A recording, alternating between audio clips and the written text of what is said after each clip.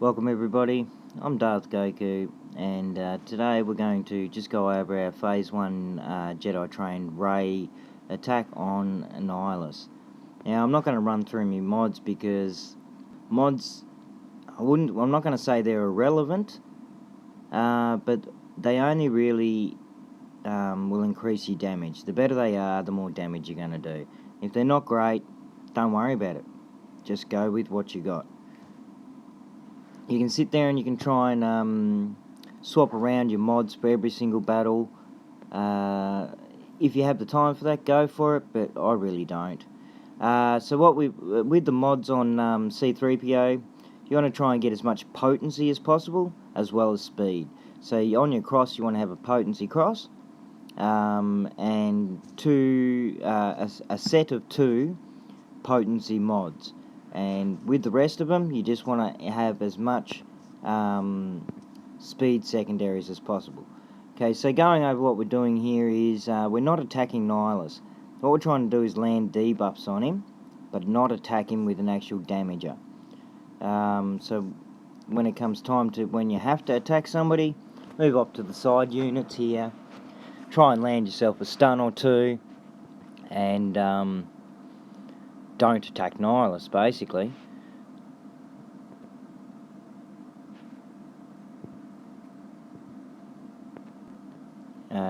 What we are aiming to do here is try and land Infinite Destiny on and get that off before Nihilus takes his first turn. It's possible to do, and if you can't get it to happen, don't worry about it, just keep moving on. One of the other main things that you want, and it's probably a deal breaker, if you can't get 3 stacks of confusion onto Nihilus. So keep attacking away on your side units here.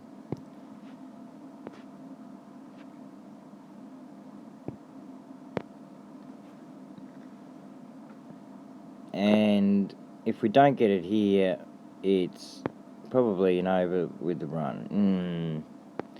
We'll see what happens here, because he's only got one attack, which means he's only got 1 stack of tenacity going on him. So we want to actually get 3 stacks of translation on as many people as possible, and that still didn't work.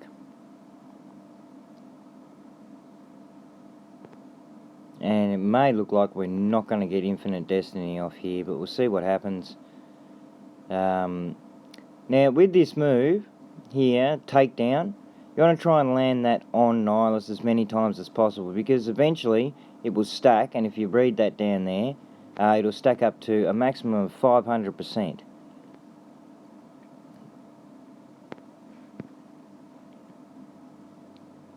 And we didn't get Infinite Destiny off. Now, should I restart the run? Probably. Will I restart the run? Nah. There we go. We got our 3 stacks of confusion on him. And what happens when he gets 3 stacks of confusion on him? When he uses his basic attacks, it increases his cooldowns, which can't be resisted. The raid bosses have 50% less defense, and it doesn't stack with defense down. But that's okay. 50% less defense, no matter what, is always good.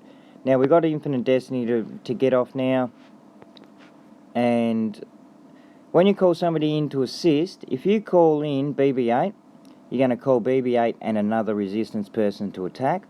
But if you call in C3PO, what that does is decreases the cooldowns of anybody who has 3 stacks of translation on them. So their translation as they go, and when C3PO uses a basic ability, it decreases the character's cooldowns by 1. And you've also got another bonus with Jedi Trained Rey's leadership.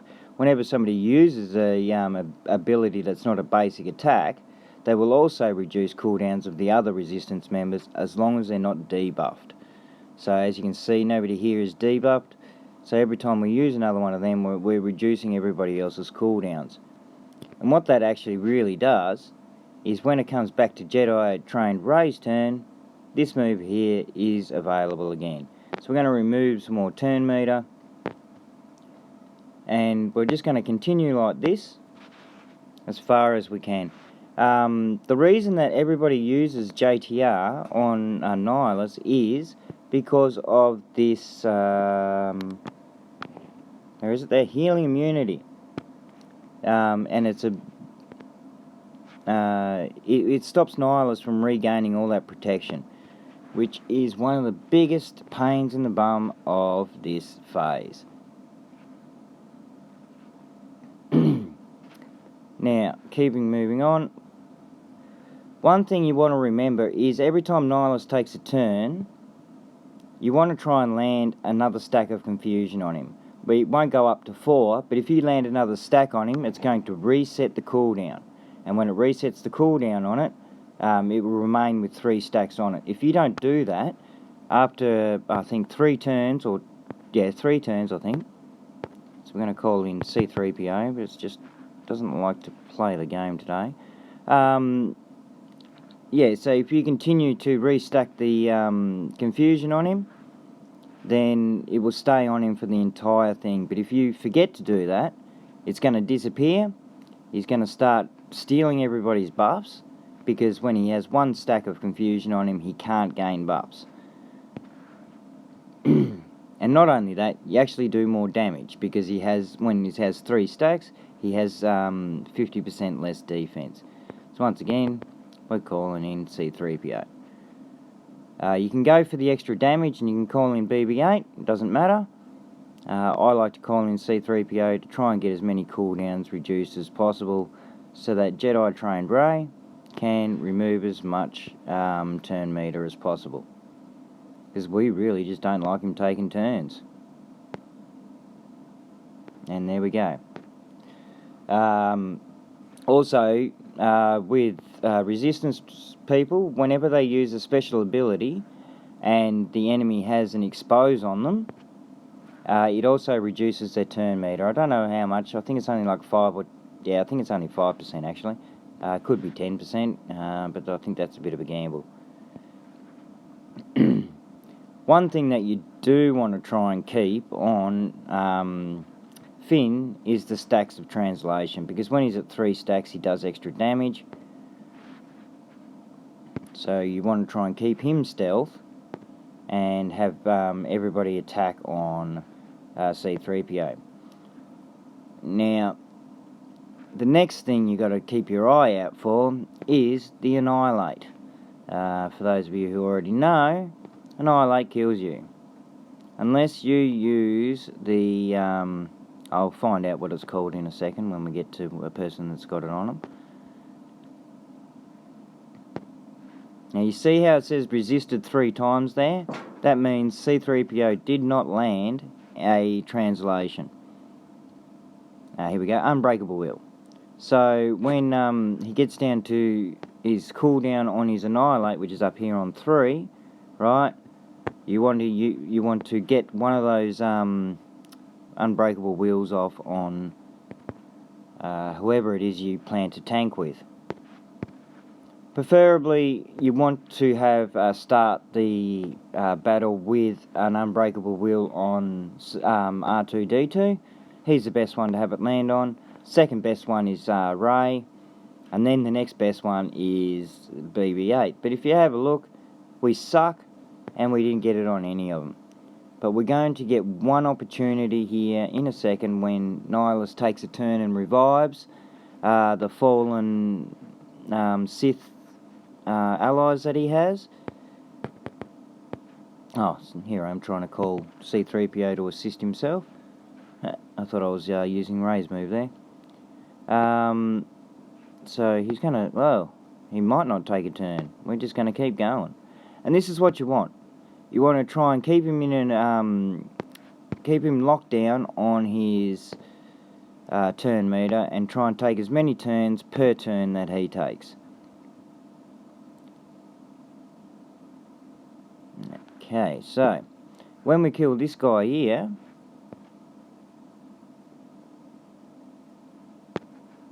he's going to give somebody a stack of Unbreakable Will. And once again, we're going to try and restack, and as you see, there was no resistance there. that means that the confusion was landed back on Nihilus and the cooldown is now reset. That's what you really want to aim for. Now, we don't want to use this move on the side minions because then we won't get to use it on Nihilus himself. So, we'll just let the side minion be killed off by somebody who doesn't do much damage. And if you've seen the damage there, it's actually starting to increase to quite a fair amount. We'll just do a basic attack here, kill him off. An Unbreakable Will just landed on Ray. So that is who we're going to tank the Annihilate with.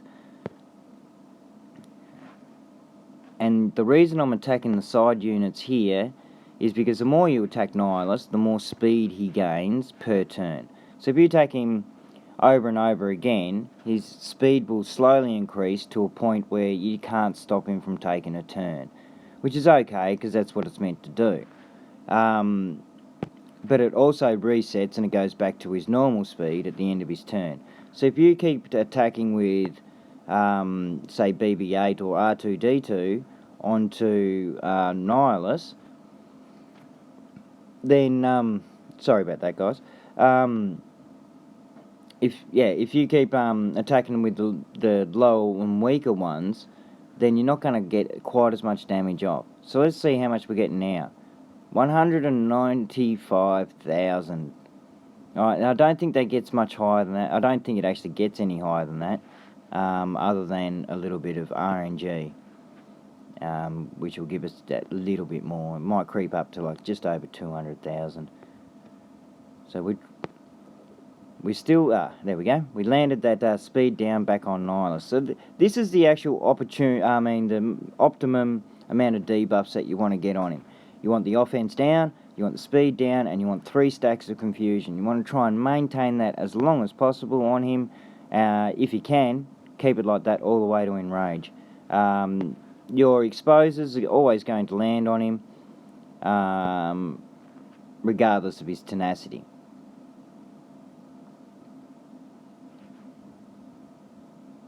Once again, 193. So it doesn't get any higher than that, but that's okay because that's pretty damn high.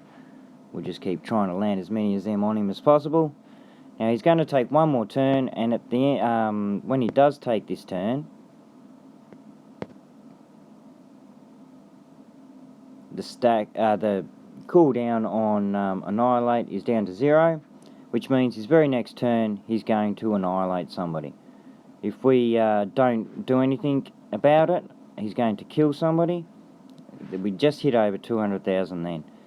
So when it gets to Jedi Trained Ray's turn, actually she'll get an extra turn in here because this gives her a crap load of turn meter. There you go, lots of it. Now we can try and get an extra move in here and continue to hit. But that's going to come down to RNG, and if you're relying on RNG all the time, you're eventually going to have to restart your run. And like I said, we don't do second takes and we don't do second runs. So we've now activated Unbreakable Will on Jedi Trained Ray, which you'll see in a second what's going to happen.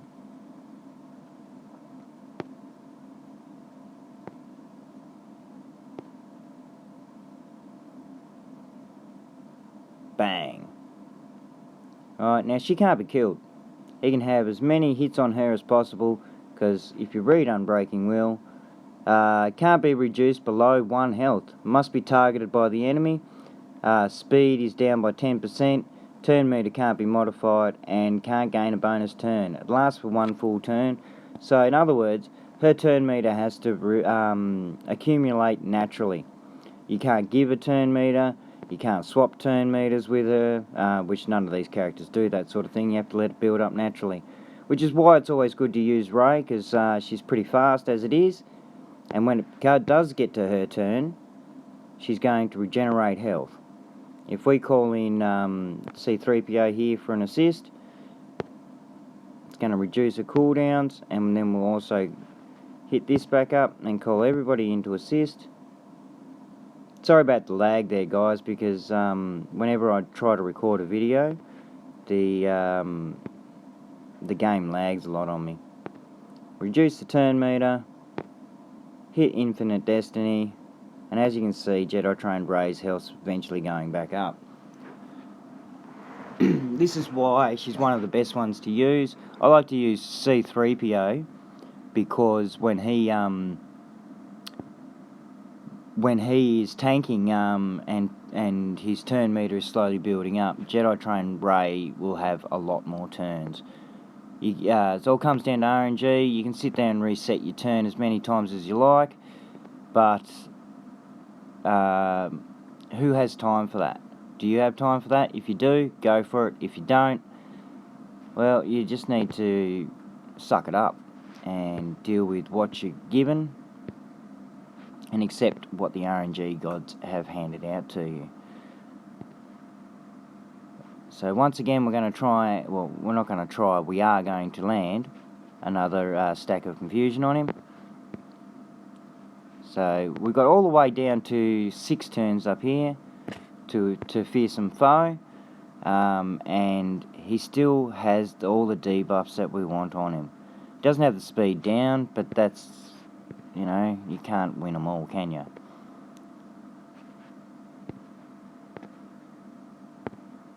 One thing we do need to watch is the health of BB-8.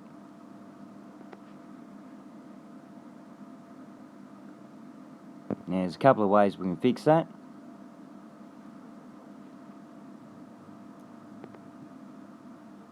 You can have a foresight on BB-8. If you got foresight on BB-8, when he loses that foresight, he'll gain health back. Or you can just do this and heal up a little bit. Now, we did forfeit 1 turn on Nihilus with our big damager. That's still only 200,000 damage that we're missing out on, and we have a nice healthy BB-8 that's not going to die on his next turn.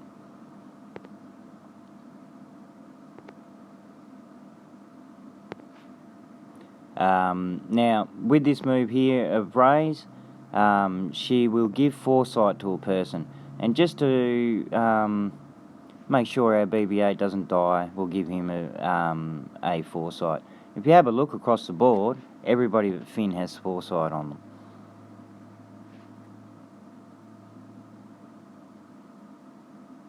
He was also tanking, which meant he was going to get hit. So we're going to try and land our speed down. Got it. Infinite Destiny off.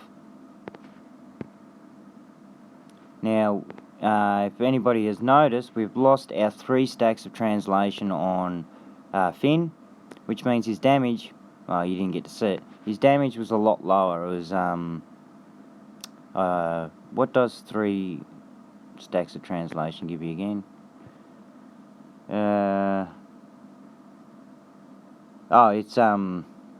It's the second stack that gives you...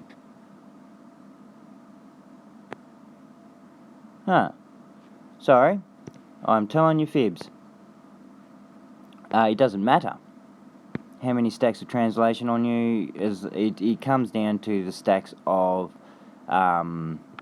confusion. So if you don't have the 3 stacks of confusion, you won't get the full amount of damage. I'm glad I read that and I didn't lead you astray. I don't know everything about the game. Yeah, we were still getting some nice high damage off him. What are we up to? I think that's about 12% or something, wasn't it? Nihilus has 4 turns until he annihilates somebody, and he has 5 turns until he hits Enrage. 4 and 3 now.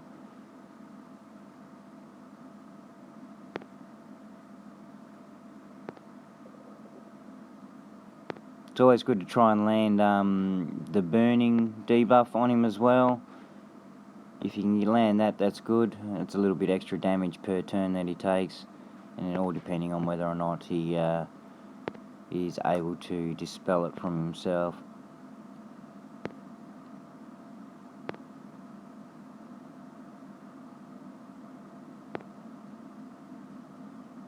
It's been a fairly decent run so far. And we didn't get Infinite Destiny off in the first run. A lot of people will say that you need to restart your run. But like I've said, we don't restart runs, we just accept what we're given, because nobody has time for that. Remember, it is just a game, and it's okay to try and perfect things, but it's just a game. Don't go wasting so much time trying to get everything down to the nitty-gritties, especially when you're trying to fight RNG. I've always learned that it's best to accept what you're given instead of trying to get the perfect run. It never happens. It never will.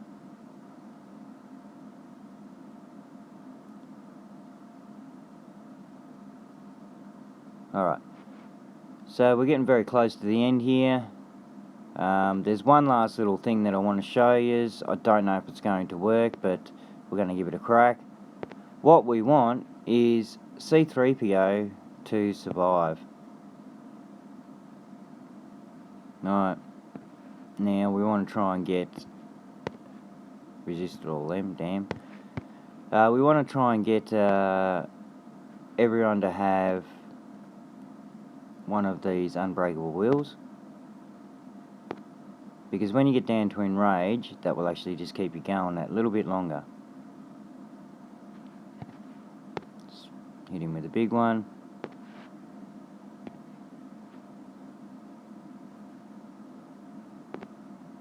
Now we're definitely done about 15% now, maybe more. I don't know what it was at when I started. I think it wasn't much.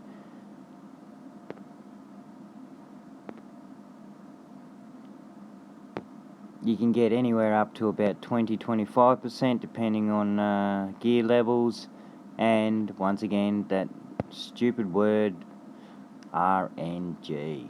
It's not even a word, it's an abbreviation.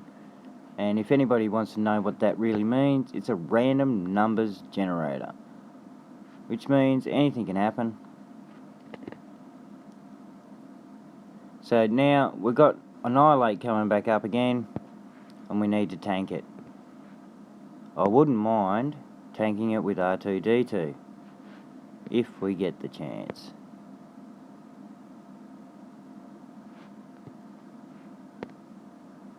Ooh, I think we're going to. So, yes.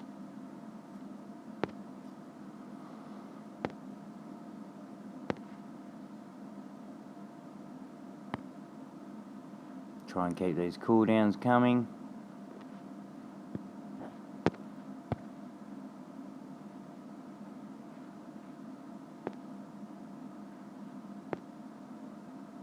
And we are getting pretty close to hitting the,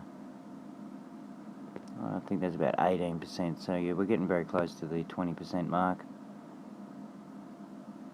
Or 17%, I'm not sure. I have to have a look when I rewatch the video. Now he's also entered Enrage here, which means when he does his next area of effect attack, he's going to kill anybody that he hits with it. There's no avoiding dying in this. The best you can do is survive a little longer. But for anybody who knows, C-3PO will actually escape from battle if he is the last one left alive. So what we want from here is to keep a foresight on him at all times. Now this move here will give him a foresight if we call him to assist. And so will R2-D2's invisible thing, or whatever that one's called. And there goes BB-8. Too many abbreviations in this game, I tell you. BB-8, R2-D2, RNG, C-3PO. We've still got our foresight sitting on him. Oh, but still it hit him. Unfortunately, we didn't save C-3PO.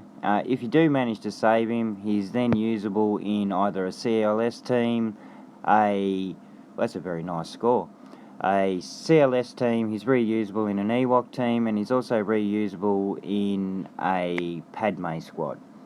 Thank you everybody, I'm Darth Goku, I hope that helps.